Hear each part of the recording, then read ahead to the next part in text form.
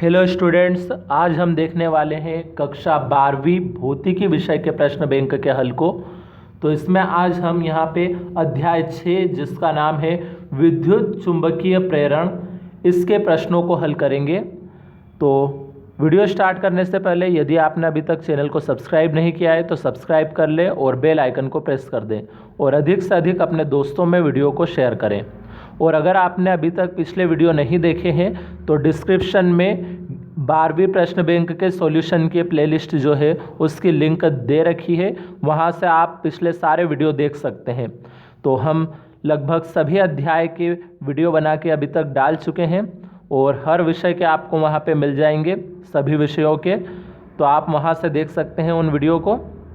तो शुरू करते हैं आज का ये वीडियो। इसमें हम अध्याय 6 जिसका नाम है विद्युत चुंबकीय प्रेरण, इसके 2 अंक वाले प्रश्नों के उत्तरों को देखेंगे यहाँ पे हम।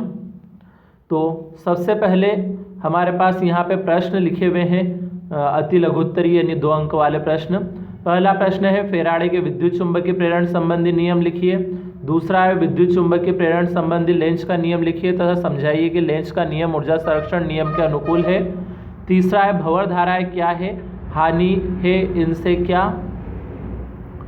फिर चौथा प्रश्न है स्वप्रेरण और अन्योन्य प्रेरण में कोई 4 अंतर लिखिए। और अगला है प्रत्यावर्ती धारा जनित्र का नामांकित चित्र बनाइए। तो ये थे प्रश्न। अब एक एक करके हम इनके उत्तरों को देखते हैं। तो सबसे पहले हमारे पास जो प्रश्न था जिसमें हमें फैराडे के विद्युत चुंबकीय प्रेरण के नियम लिखने थे, उसका आंसर ये यहाँ पे है हमारे सामने। तो आंसर है फैराडे के विद्युत चुंबकीय प्रेरण के निम्नलिखित 2 नियम है। पहला नियम तो है जब किसी बंद परिपथ से गुजरने वाले चुंबकीय फ्लक्स में परिवर्तन होता है तो परिपथ में एक प्रेरित विद्युत वाहक बल उत्पन्न हो जाता है जिसके कारण परिपथ में प्रेरित धारा प्रवाहित होने लगती है। यह धारा केवल तब तक बहती है जब तक कि चुंबकीय फ्लक्स में परिवर्तन होता रहता है। तो ये था पहला नियम। उसके बाद दूसरा नियम है प्रेरित विद्युत वाहक बल का मान चुंबकीय फ्लक्स के परिवर्तन की दर के अनुक्रमानुपाती होता है। यदि फ्लक्स परिवर्तन की दर एक समान बनी रहती है तो उत्पन्न विद्युत वाहक बल स्थिर होता है। तो ये था प्रश्न नंबर 1 का पूरा उत्तर। अब हम देखते हैं प्रश्न नंबर 2 के उत्तर को। तो प्रश्न नंबर 2 हमारे पास यहाँ पे है विद्युत चुंबकीय प्रेरण संबंधी लेंज का नियम लिखिए एवं समझाइए कि कैसे लेंज का नियम ऊर्जा संरक्षण नियम के अनुकूल है। तो पहले हम लेंज के नियम को पढ़ते हैं।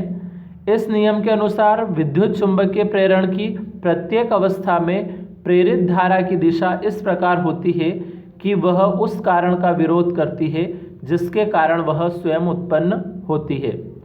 ये तो था उसका नियम। और अब हमें बताना है कि लेंज का नियम ऊर्जा संरक्षण के नियम के अनुकूल कैसे है। तो ऊर्जा संरक्षण नियम की अब अनुकूलता देखते हैं हम। तो जब चुंबक के उत्तरी ध्रुव को कुंडली के किसी तल के पास लाते हैं तो लेंज के नियम के अनुसार कुंडली का वह तल उत्तरी ध्रुव बन जाता है। अतः चुंबक और कुंडली के मध्य प्रतिकर्षण बल कार्य करने लगता है। इस प्रतिकर्षण बल के विरुद्ध चुंबक और कुंडली को पास लाने में कार्य करना पड़ता है। यही यांत्रिक कार्य विद्युत ऊर्जा अर्थात प्रेरित धारा के रूप में परिवर्तित हो जाता है। किंतु जब चुंबक के उत्तरी ध्रुव को कुंडली से दूर ले जाते हैं तो कुंडली का वह तल दक्षिणी ध्रुव बन जाता है। अतः चुंबक और कुंडली के मध्य आकर्षण बल कार्य करने लगता है। यही यांत्रिक कार्य प्रेरित धारा के रूप में परिवर्तित हो जाता है।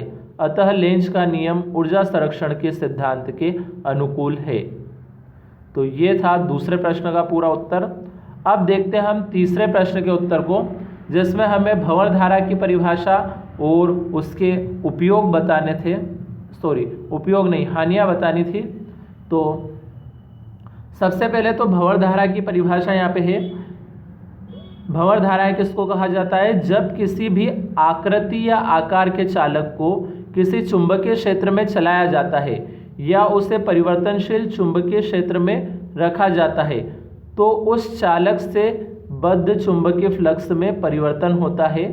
अतः उस चालक में प्रेरित धाराएं उत्पन्न हो जाती है जो जल में उत्पन्न भंवर के समान चक्करदार होती है। अतः इन धाराओं को भंवर धाराएं कहते हैं। अगला है हमारे पास यहाँ पे अब इसी की हानियां हैं इसी प्रश्न में। तो भंवर धाराओं से हानियां क्या है? भंवर धाराओं के कारण विद्युत ऊर्जा का ऊष्मा ऊर्जा में अपव्यय होने लगता है।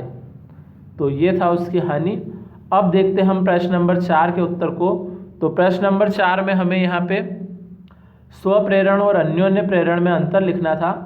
तो स्वप्रेरण और अन्योन्य प्रेरण में पहला अंतर है, कुंडली में बहने वाली धारा के मान में परिवर्तन करने पर उसी कुंडली में ही धारा प्रेरित हो जाती है, इस घटना को स्वप्रेरण कहते हैं। और अन्योन्य प्रेरण में पहला पॉइंट है, कुंडली में बहने वाली धारा के मान में परिवर्तन करने पर पास रखी दूसरी कुंडली में धारा प्रेरित हो जाती है, यही अन्योन्य प्रेरण है। अब स्वप्रेरण का दूसरा पॉइंट है, इसमें एक कुंडली होती है जबकि इसमें दो कुंडलियां होती है। अब स्वप्रेरण में तीसरा पॉइंट है, प्रेरित धारा मुख्य धारा को प्रभावित करती है, और इस तरफ आएगा प्रेरित धारा दूसरी कुंडली में बहती है, अतः मुख्य धारा को प्रत्यक्षतः प्रभावित नहीं करती है। तो ये था प्रश्न नंबर 4 का उत्तर। अब प्रश्न नंबर 5 में हमें एक एसी जनित्र का नामांकित चित्र बनाना था। तो ये रहा एसी जनित्र का नामांकित चित्र। तो इसमें ये दो चित्र है, एक बाह्य परिपथ जब प्रारंभ में हो और एक बाह्य परिपथ जब आधा चक्कर घूमने के बाद हो। तो ये था इसका प्रश्न नंबर 5वें का चित्र।